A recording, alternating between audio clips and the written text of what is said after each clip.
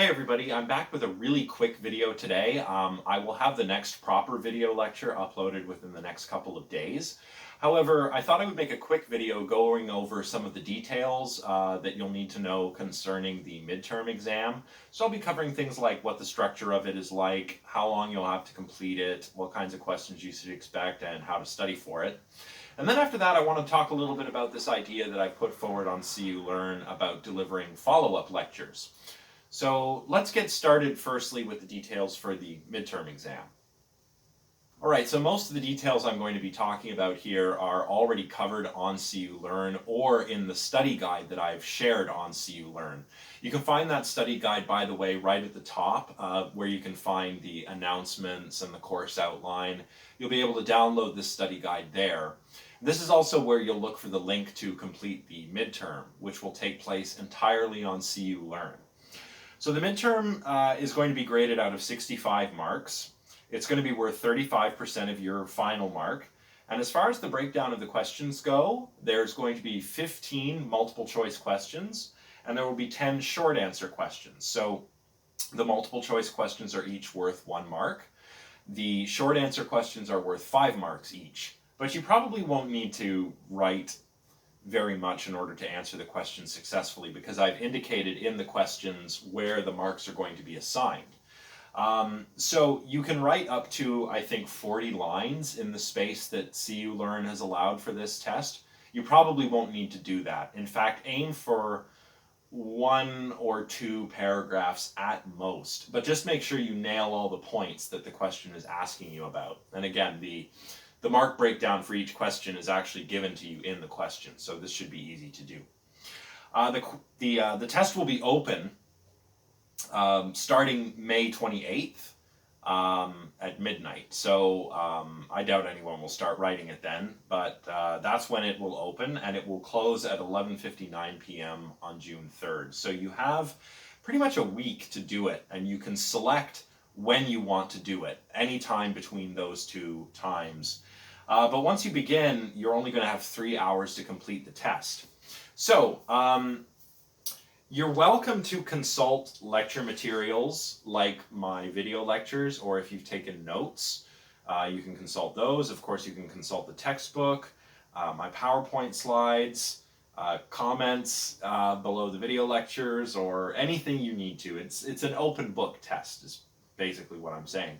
But I highly recommend studying before you begin the test. It's best to be well prepared, because you don't want to waste that 3 hours looking stuff up and trying to find something and not being able to find it and wasting time that way. So I highly recommend preparing before you begin writing the test.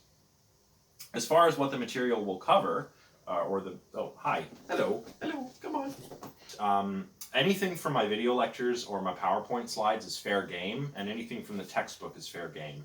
And so far we've had our brief couple of introductory lectures, and then 4 lectures on the first 4 chapters of the Doris textbook, and that will be what is covered on this test. So you'll have to know from the evolution of morality, which is chapter 1, up through chapter 2, multi-system moral psychology, to moral motivation, which is chapter 3, and moral emotions, which is chapter 4.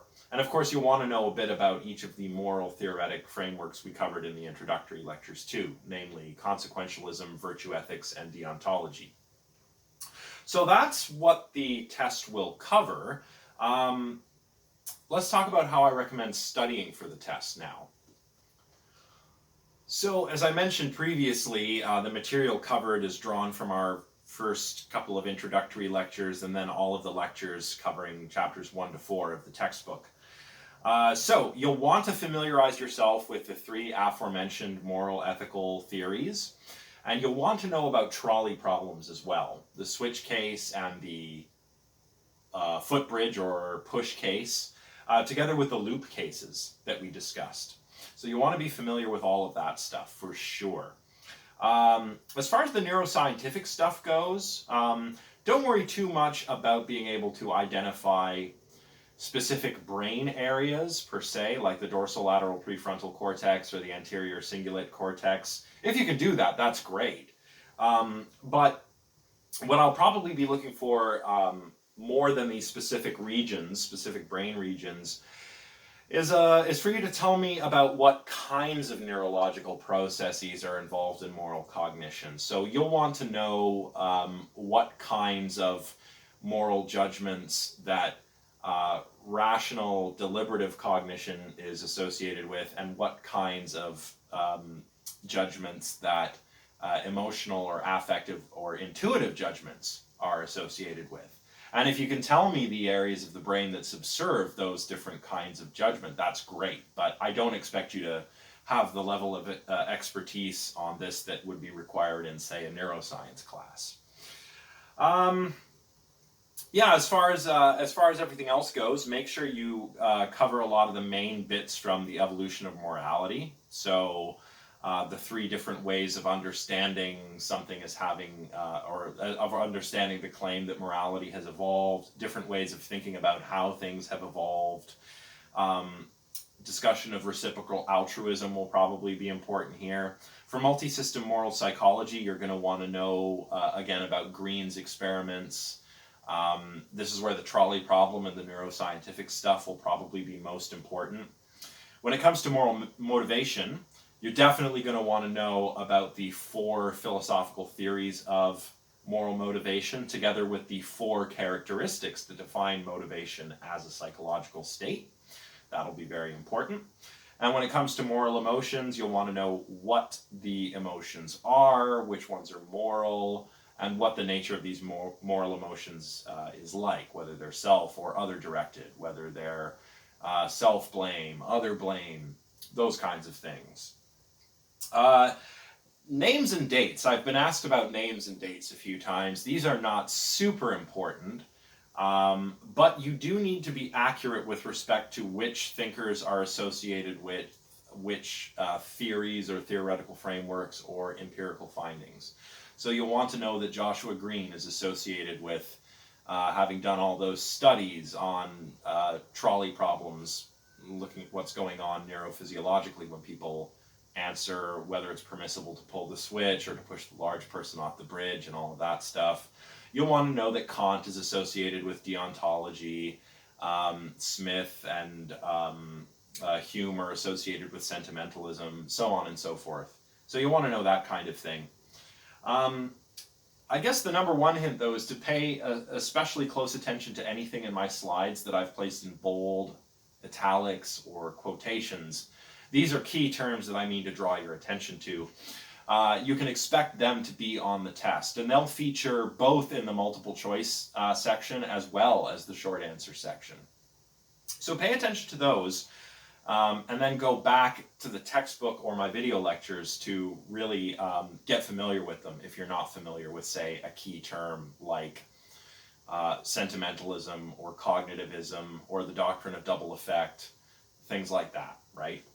Otherwise, that's all I have for study tips, really. Again, the test can be completed entirely online, and it is an open book test. You're more than welcome to use open book materials, but do prepare beforehand. I don't want you to get caught off guard by trying to hunt down some details and wasting time by having to find them.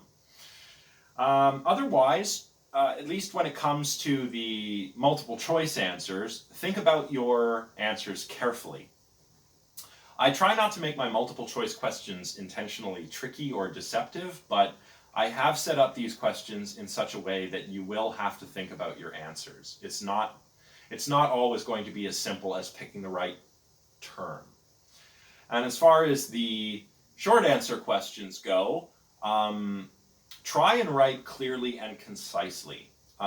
Because you have extra time to study and you can consult materials from the class in putting together your answers, I expect everybody to do pretty well regarding answering the questions that are based on the material. So I'll be extra hard on imprecise, unclear, ungrammatical short answers. All right? So you've been warned. Write clearly and concisely. So that's it for study tips. Now I want to talk a little bit about this idea of doing follow-up lectures. So I've placed a poll on See You Learn, and I've had about, I think, 9 responses as of the time I'm filming this video. And a majority of the responses have been have indicated that they would like me to do these follow-up lectures. So what I think I will do is do one follow-up lecture per week of material. So one follow-up lecture, for example, to cover the evolution of morality and multi-system moral psychology. These lectures will probably be short, and they will probably be a kind of question and answer sort of thing, just to reproduce one-on-one answers for the and questions for that matter for everyone's benefit. And what I will start doing following the midterm is creating individual discussion forums for each week of class where you can leave your questions, and then I will answer all of the questions about a week later in the follow-up lecture. Now, I realize that this may not be too helpful when it comes to completing this midterm, and that's why if you have any questions about any of the material, you should ask them in the comments section here or in the comments section of the appropriate video lecture, or send me an email. Nonetheless, the final exam will be a little bit cumulative, so I still think it would be helpful to do this kind of retroactively for the first 4 chapters. So that would be 2 follow-up lectures to catch up for those 4 chapters, and then more follow-up lectures as we proceed through the rest of the course. So if you haven't responded to this poll already, please do. And if you have any questions that have something to do with the material that will be on the midterm, again, I won't be able to do a follow-up lecture in time for that. However, you can still ask me questions in the comment section of this video or the other video lectures, or by sending me an email. All right, so that's it for now. As I mentioned earlier, I will have the next video lecture up shortly. In the meantime, I suggest you all study hard for the midterm. Let me know if you have any questions, and stay safe and healthy in the meantime. And I'll see you on our next video lecture. Bye for now.